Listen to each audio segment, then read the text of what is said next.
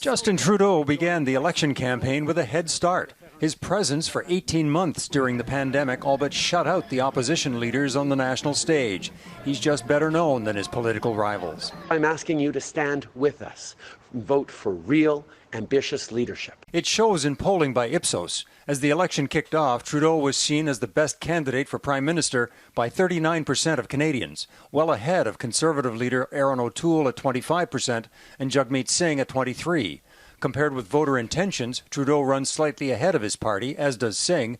O'Toole lags a little behind the Conservative brand as the campaign kicked off. An incumbent prime ministers always, in polling, and I've been doing this for about 30 years, always have an advantage whenever you ask anything about leadership. Canada's Conservatives will stand with those who suffered during the downturn. An election campaign, though, helps to level the playing field. The opposition, in particular O'Toole and Singh, are now getting more media coverage and a closer look from Canadians at their plans for the country. While Justin Trudeau has made a lot of announcements and done a lot for show, it really hasn't improved people's lives. A big part of what this campaign is going to be about is building familiarity for the new opposition party leader, Erin O'Toole. And for Singh? He's still got a lot of blanks to fill in for the Canadian public as well. Incumbency, however, is a two-edged sword. Familiarity can breed trust for some voters and mistrust for others. Hope you go to jail. Assessing party leader attributes, Trudeau leads the others on who Canadians think will keep their election promises and who's best to manage during tough economic times.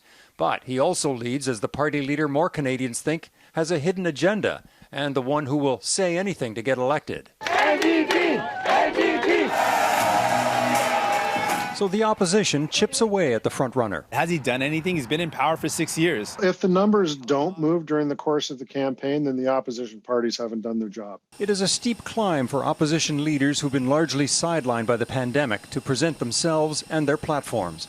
They have barely 4 weeks left to become better known and trusted by Canadian voters. Eric Sorensen, Global News, Toronto.